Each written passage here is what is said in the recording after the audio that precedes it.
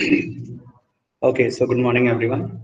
In today's class, I am going to introduce the idea of relation and functions, and particularly the types of relations followed by the types of functions. The idea of relation and function we already have studied in class 11th. So I will be quickly going through the basic idea so that we can then talk about the types of relations. So what exactly is a relation? Relation in a set, that's as any subset of A cross A. और अगर मैं कहता हूं relation from A to B, तो relation from A to B क्या हो गया? This is any subset of A cross B, where A and B are two non-empty sets. Right. So if AB belongs to some relation R, we say A is related to B, and this is the another notation for expressing this situation. We also talked about the domain and range of a relation. So please go through the example over here, simple to understand. This is known as the set builder form of a relation, and this is the roster form. If you recall the terminologies you did in class 11th. So set builder form, and this is the roster form. And what exactly is the domain, range, and there is term codomain as well, which is not mentioned here. But since the relation is defined in A means from A to A, so that simply means this is your domain and this is your codomain. So A is the codomain as well. Range is the subset of codomain whichever values are being chosen. And this can better be clear by using the idea of the arrow diagram. So recall the idea. Here we have 1, 2, 3, 4 up to 16. And here we also have 1, 2, 3, 4 up to 16. So 1 with 1, this 1 with 1, and 2 with 4. 2 with 4, something like this. 3 with 9 and 4 with 16. So this way, any possible arrow diagram represents a relation. Even void relation की भी हमने बात करी है, which is the empty relation. और ऐसे में हमने नंबर ऑफ रिलेशंस की भी बात करी है. क्विकली आपको याद दिलवा देता हूं. फॉर एग्जांपल से late A is 1 2 and say B is say A B C. Then A cross B is the Cartesian product, which is 1A 1B and 1C. Similarly 2A 2B and 2C. Right. Any subset of this is a relation. Any subset of A cross B is a relation as the definition. Relation from A to B. तो आप एक smallest अगर relation की बात करें वो तो 5 हो जाता है. Then the relation could be any subset.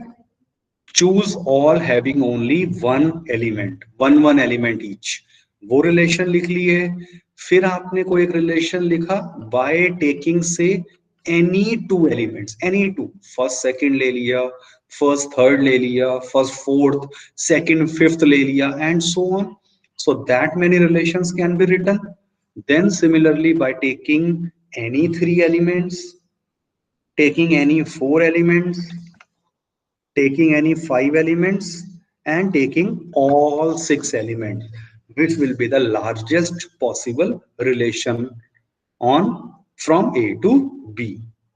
और लास्ट में रिकॉल करिए. अब ये सारे केसेस तो हम लिखते नहीं हैं, हमने क्या देखा था, टोटल नंबर ऑफ रिलेशंस वो क्या हो गए थे, 2 raised to the power m into n, where m is the cardinality of set A, total number of elements cardinality बोलते हैं ना, और n क्या है, it is the cardinality of set B.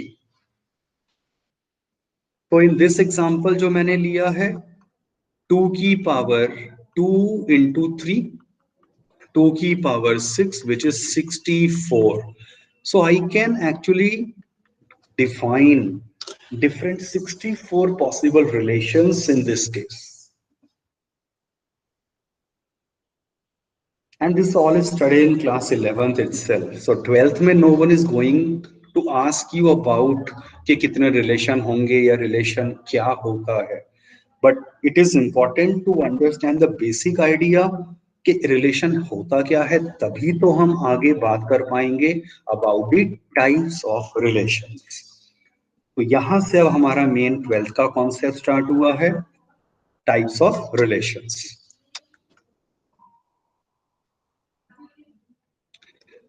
See, someone, okay, Charul is asking about the math practical का syllabus. So math practical के लिए दो there will be a specific time जब आपको instructions देनी है, but मैं आपको quickly वैसे बता देता हूँ. After your pre-board exam, I will be conducting maybe within a week after pre-board your final practical exam. दो चीजें रहने वाली हैं. In fact, three. First one already done. I'm sure each and every one of you has submitted your practical file. 12C में तो I am remembering all everyone has submitted. D में भी मुझे जहां तक याद आ रहा है एक कोई स्टूडेंट रह रहा था, बट बाद में later he has also submitted. I will cross check that. So one is submission of those practical files with having all 10 activities written in it. Next हमारा रहेगा प्रैक्टिकल एग्जाम. उसमें क्या होगा, आपको एक्टिविटीज बता दी जाएंगी थोड़ा सा पहले, मतलब जिस दिन एग्जाम है half an hour ago only, because I do not want कि आपका 10 प्रैक्टिकल्स हैं, आप 10 के 10 की रिवाइज करिए, फिर उनमें से कोई भी एक आपको कहा जाए लिखने के लिए. As remember and recall in 11th we did it, कि आपको बता दिया जाएगा थोड़ा पहले कि ये प्रैक्टिकल नंबर 2 या 7 फॉर एग्जांपल, इन दो में से कोई आपको एक करना है. तो as per your choice you will be writing that on a sheets, and Google Classroom में आप उसका लिंक बन चुका होगा, you will upload that. Now it all depends on you, आप कितना ईमानदारी से करते हैं, because everything will be most likely online mode only. तो you will be having your files in front of you, आप देखकर कर रहे हैं या अपने आप कर रहे हैं. I am no one to tell you more about it, कि ईमानदारी से करेंगे तो it would be more appreciated and better. Second thing जो आपका रहेगा वो जैसे याद करिए लास्ट टाइम एक प्रेजेंटेशन के थ्रू आपका करा था, ऑल दी मैथ्स फार्मूलाज वो जितने भी हैं मेनली ऑफ क्लास 12, ऑल्सो जो आपके 9, 10, 11 से इंपॉर्टेंट फार्मूलाज रहे थे, तो उनमें से उन्हें इंक्लूड कर दिया गया. आपके पास एक नंबर आपको सेलेक्ट करना होगा, आपने कहा नंबर 7, रोल नंबर वाइज होगा वो सब चीजें जैसे पहले प्लान हुआ था. आपने कहा 7 रोल नंबर, आपको नंबर चूज करा, उसके ऊपर जो भी 5 क्वेश्चंस आएंगे फार्मूला होंगे आपको जो बताने होंगे, एंड अकॉर्डिंगली उसकी मार्किंग वही हो जाएगी, and everything will be recorded. तो उसके केस में अगर आपके 5 में से 1 आया या 5 में से 3 आया, it will not be modified at all, और वही आपके इंटरनल बोर्ड्स में जाने वाले हैं. एक्टिविटी फाइल है वो 10 में से 10 कोई दिक्कत नहीं है, बन जाएंगे. और आप जो एक्टिविटी 5 में से अलग करके देंगे एक प्रैक्टिकल एग्जाम, वो भी शायद बन जाए. बट फॉर्मूलाज के ऊपर जो बेस्ड है that will not be in my control. तो हो सकता है बाकी आप परफेक्ट कर लें, और फॉर्मूलाज में अगर आपने गलती कर दी तो यू विल हैव टू पे for that. So that one need to understand very carefully. Okay, coming back to this,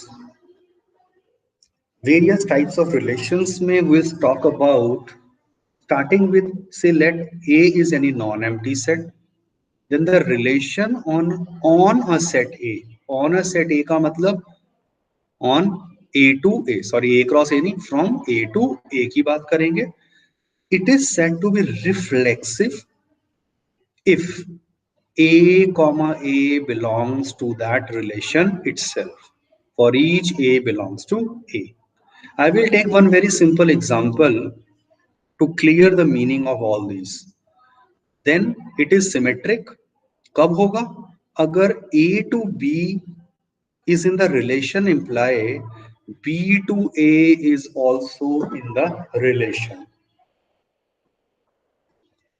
Thirdly, transitive, transfer होना कैसे?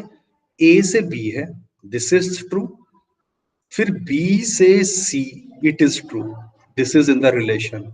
अगर A से C हो जाए also in the same relation, then it will be a transitive relation.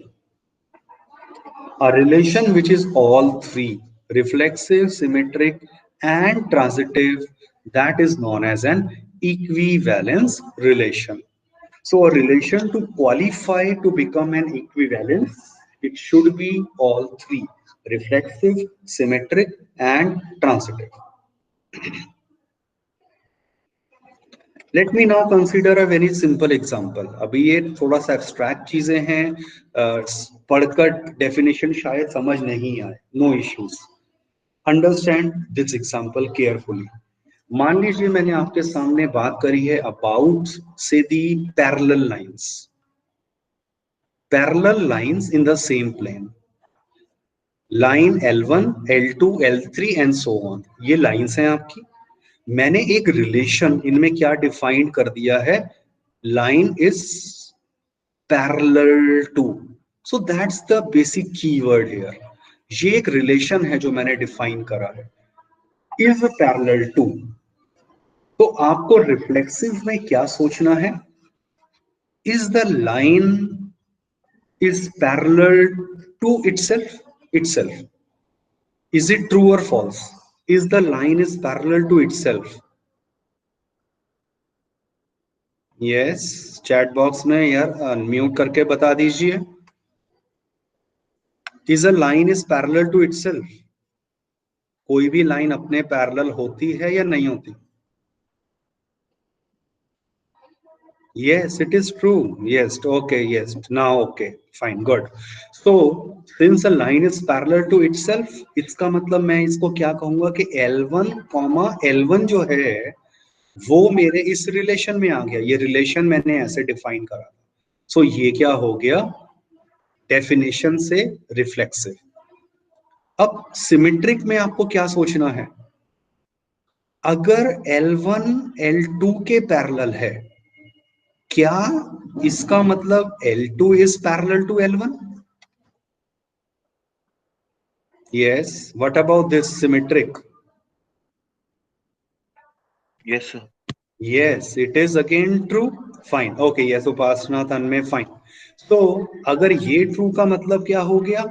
Basically L1 comma L2 था मेरे relation में, और इससे ये आपस में एलिमेंट इंटरचेंज वाला भी ट्रू आ गया, hence it is symmetric. Transitive का मतलब एक सिंपल लॉजिक है, L1 is parallel to L2, ठीक है, और L2 अब जो है, L1 आपको गिवन है पैरेलल टू L2, और L2 जो है वो L3 के पैरेलल है। Is L1 is parallel to L3? Common sense question, yes, fine. तो इसका मतलब मैंने क्या जस्टिफाई कर दिया कि L1 से L2 ये इस रिलेशन में है, लाइन 2 लाइन 3 के पैरेलल है, बट ओ क्या इससे ये इंप्लाई हुआ L1 L3 क्या ये भी आपस में पैरेलल है? तो answer is yes, hence it is a transitive relation. क्योंकि जो मैंने डिफाइन करा था relation is parallel to between the given lines in the same plane, ये रिलेशन हो गया इक्विवेलेंस रिलेशन। चलो थोड़ा सा और लॉजिकल जाते हैं। रिलेशन में थोड़ा सा मॉडिफाई कर रहा हूं। इज पैरेलल टू की जगह मैंने कह दिया रिलेशन बिटवीन द लाइंस, कि आपका relation R is given like this such that L1 is perpendicular to L2. What about this? Is it reflexive? Is it symmetric? Is it transitive? पहला बात बताइए. Is it reflexive? Think logically. Reflexive में आपको क्या सोचना है? क्या ये लाइन अपने आपस में परपेंडिकुलर है? क्या एक कोई भी लाइन है, क्या वो अपने परपेंडिकुलर होती है?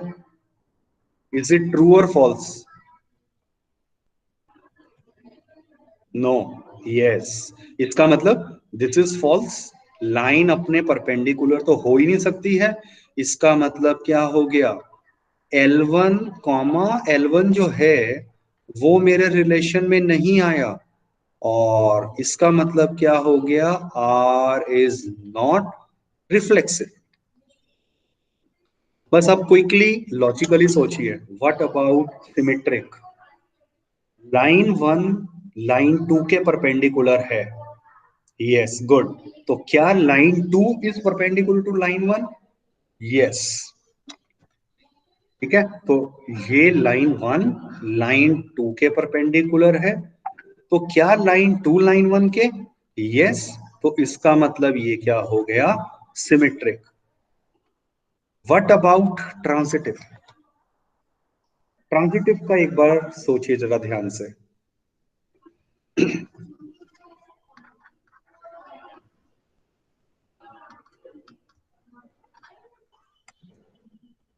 Good. It is not transitive.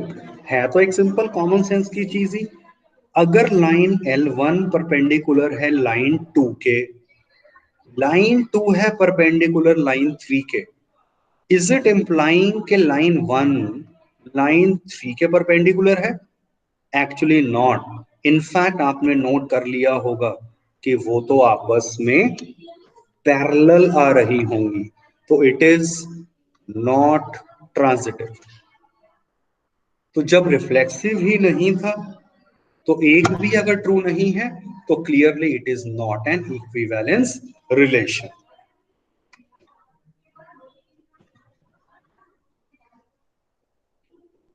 Okay, एक थॉट प्रोवोकिंग क्वेश्चन आपके लिए दे रहा हूं, होमवर्क में सोचना. मैंने एक रिलेशन डिफाइन करा, simple in a family. Is a brother of. Relation मैंने क्या नाम दिया है? Is a brother of. Right. तो यहां मैं इसको रिलेशन प्रॉपर लिख देता हूं कि relation between A and B such that A is brother of B. Is it reflexive, symmetric, and transitive? So this is your homework.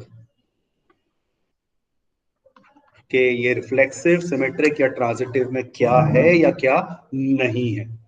Need to think logically. This is a more of logic.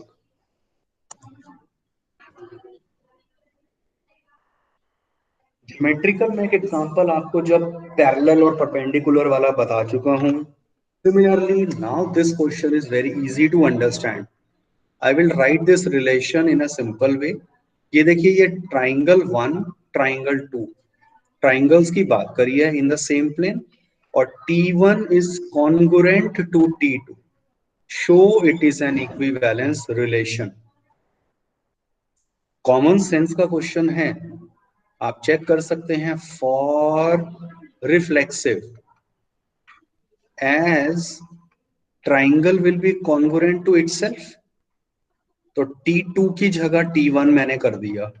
इसका मतलब T1 comma T1 आ गया आपके relation में, और relation is reflexive.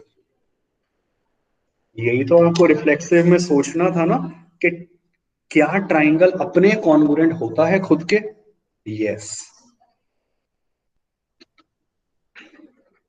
For symmetric, ये भी बहुत आसान है सोचना. सिमेट्रिक है या नहीं है? श्रीधर, आपने ट्रांजिटिव का चलो लिख दिया है पहले, या पिछले का बताइए तो, सॉरी. ओके, सिमेट्रिक में अगर आप क्या सोचेंगे, आपने कहा कि लेट से T1 T2 belongs to R relation में। इसका मतलब by definition T1 is congruent to T2। Obviously इससे मैं ये भी तो लिख सकता हूं कि T2 is congruent to T1। T2 congruent to T1 का मतलब मैंने इन्हें आपस में इंटरचेंज कर दिया इन डेफिनेशन, इन्हें आपस में इंटरचेंज कर दिया और T2, T1 belongs to R आ गया। इसका मतलब R हो गया सिमेट्रिक।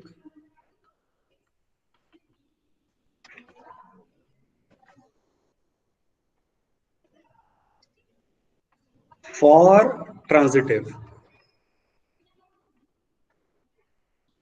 फॉर ट्रांजिटिव आप लॉजिकली सोचिए क्या करेंगे।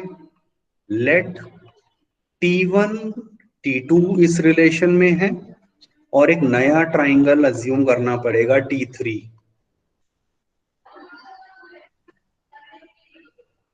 इसका मतलब क्या हो गया, T1 is congruent to T2 और सेकेंड ट्राइंगल थर्ड के कॉन्गोरेंट है। इन दोनों से you have a simple conclusion कि फर्स्ट ट्राइंगल थर्ड के कॉन्गोरेंट होगा। ये डेफिनेशन ट्रू आ गई।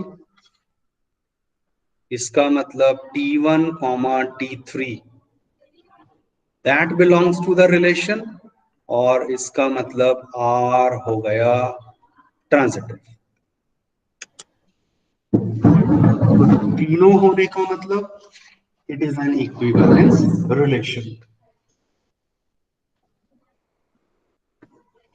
इवन अगर मैं क्वेश्चन को इतना सा मॉडिफाई कर देता, कॉन्गोरेंट की जगह में लिख देता similar, similar triangles, then also it will be an equivalence relation. वो आप अपने आप इजीली सोच सकते हैं।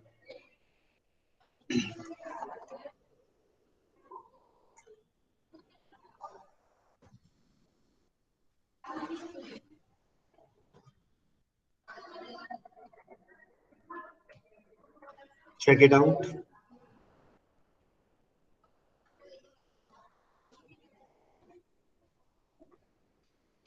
Show that this relation in a set 1 2 3 given by this।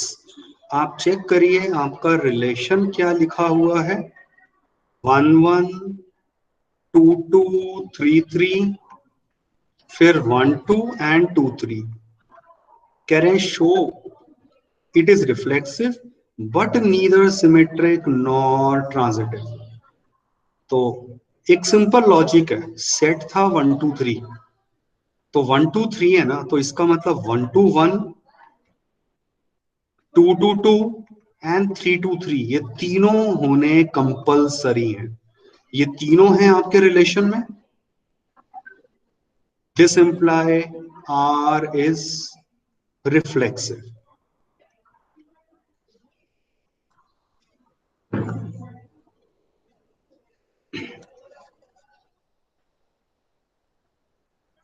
अब मैं कैसे जस्टिफाई करूंगा कि ये नॉट सिमेट्रिक है, क्योंकि इन्होंने तो क्वेश्चन में कह ही दिया वैसे भी R is not symmetric. Anyone from you, कोई काउंटर एग्जांपल दिख रहा है?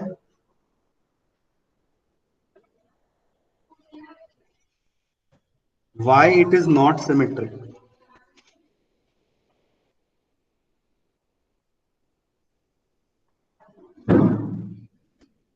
आप लॉजिकली एक चीज सिंपल ऑब्जर्व करिए, 1, 2 मेरे रिलेशन में है, बट सिमेट्री तो ये कह रही थी ना कि अगर A से B है तो B से A होना चाहिए, but 2, 1 is missing in this relation. 2, 1 तो नहीं है। This imply R is not symmetric.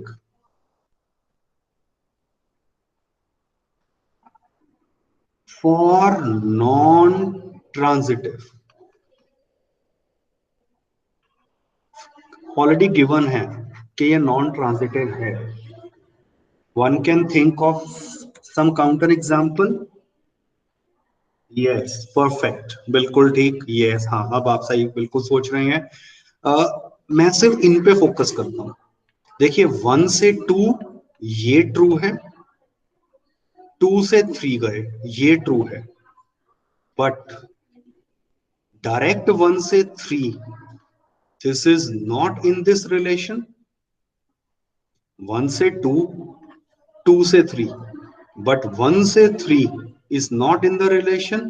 One counter example is sufficient to justify that this is not transitive.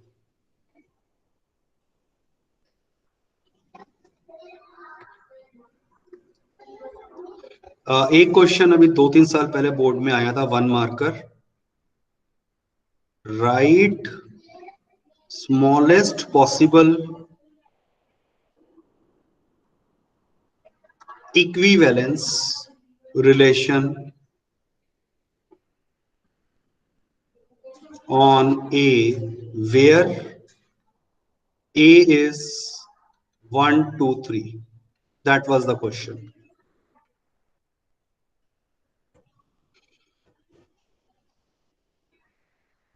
So based on your understanding, सोच के बताइए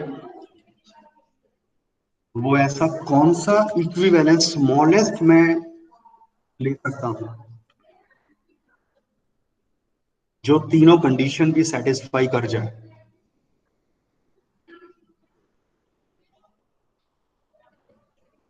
1, 1, 2, 2, 3, 3 ये तो मैंने बताया रिफ्लेक्सिव होने के लिए कंपल्सरी है।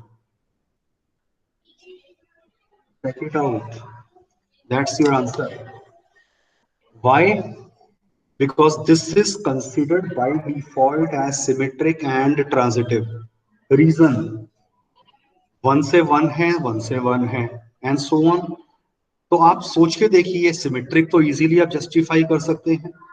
अब ये ट्रांजिटिव कैसे है? This is very logical. यहां एक कॉमन सेंस की चीज आपको सोचनी है कि ये ट्रांजिटिव कैसे हो गया। कोई कंडीशन वॉयलेट हुई ही नहीं है भाई। पिछले केस में ये प्रेजेंट था मेरे रिलेशन में, इसलिए मुझे चेक करना पड़ा ट्रांजिटिविटी का पार्ट। यहां अगर ऐसा कोई भी एलिमेंट है ही नहीं तो वो बाय डिफॉल्ट, जिसको हम कहते हैं ना ट्राइवियल सॉल्यूशन, तो वो हो रहा है। तो ट्राइवियल सॉल्यूशन की वजह से it will be transitive as well. So this is the smallest possible equivalence relation. For your homework, सोचना लॉजिकली, स्मॉलेस्ट की जगह अगर मैं कर देता हूं लार्जेस्ट पॉसिबल सच रिलेशन, वो क्या होगा? वेरी इजी टू वैसे अंडरस्टैंड। अगर लॉजिक अगर समझ आना शुरू हो गया है आप आराम से कर सकते हैं।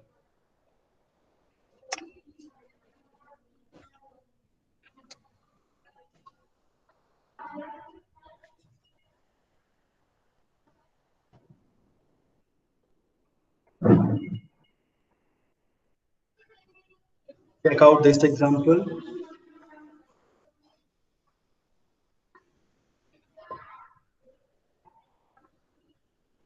Show that the relation R in the set Z of integers given by R is A comma B such that condition क्या है? How they are connected?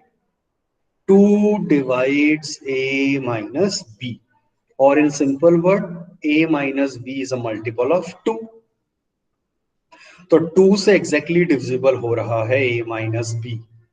Show क्या करना है? It is an equivalence relation for reflexive.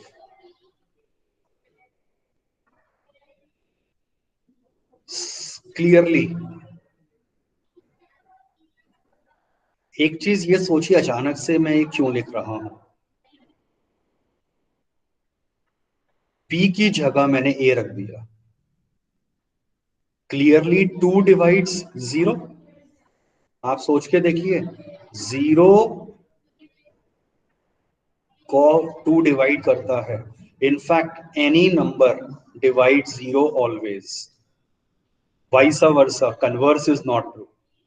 और 2 divide 0, इसका मतलब b की जगह मैंने a कर दिया इन डेफिनेशन, यहां b की जगह a लिख दो। तो व्हाट डज दैट मीन कि a कॉमा a, b की जगह a आ गया, a comma a belongs to the relation, और this imply r is reflexive.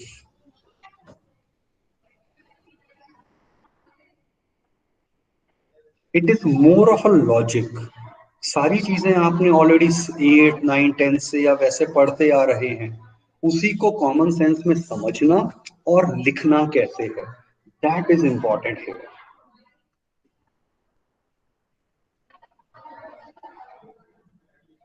For symmetric,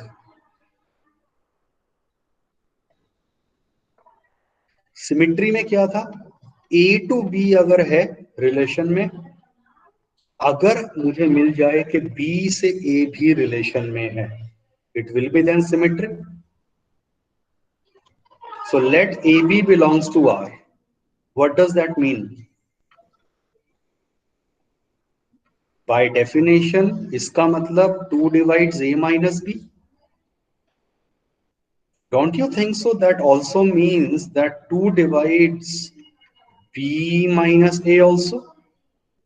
logically सोचिए, 2 जो है वो 6 को डिवाइड करता है, तो वो -6 को भी तो डिवाइड करता है एग्जैक्टली exactly? मतलब मैंने क्या कर दिया, ए और बी इंटरचेंज कर दिया, ए और बी इंटरचेंज हो गए।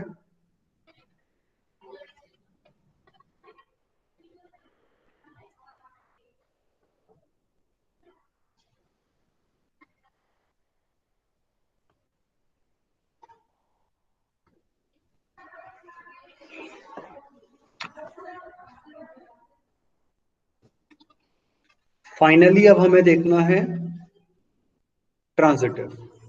फॉर ट्रांजिटिव, एक तो ट्रांजिटिविटी के लिए आपको थर्ड एलिमेंट सी इंट्रोड्यूस करना पड़ेगा, और याद रखिए एबीसी आपके इंटीजर्स में, और हम क्या एज्यूम करते हैं कि ए टू बी ट्रू है और बी टू सी वो भी मेरे रिलेशन में है। अल्टीमेटली मुझे क्या दिखाना है, A to C is also true. Now A B belongs to R का मतलब क्या हो गया, डेफिनेशन को सोचो, this imply that 2 divides a minus B, और इसका मतलब क्या हो गया, that 2 divides b minus c। So this is 1, this is 2। गलती से भी ये मत कह देना एडिंग 1 एंड 2, फ्रॉम 1 एंड 2 क्या कंक्लूजन हुआ, 2 divides their sum also. Think logically. 2 divides 6, 2 divides 8, तो इन दोनों का सम भी अगर मैं ले लेता हूं, उसको भी तो 2 डिवाइड करता है।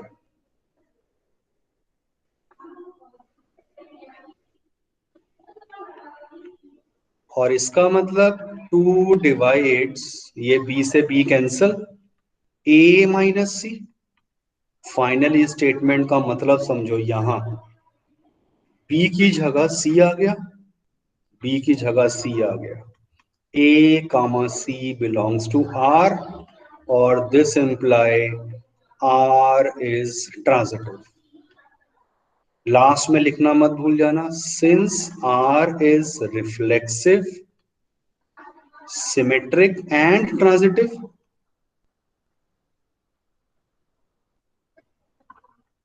this imply R is an equivalence relation।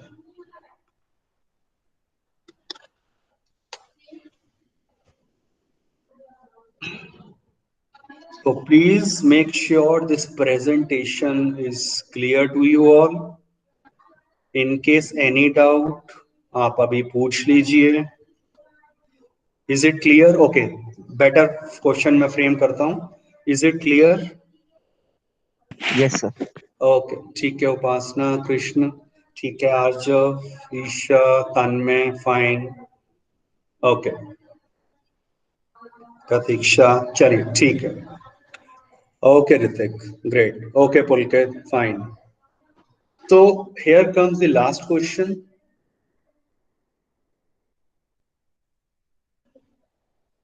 Now this is from your NCERT textbook 1.1. Determine whether each of the following relations are reflexive, symmetric and transitive. तो मैंने there are 4-5 parts. First part जैसे लिया है, R be the relation defined by this. Set देखो क्या है, 1 से लेकर 14 तक.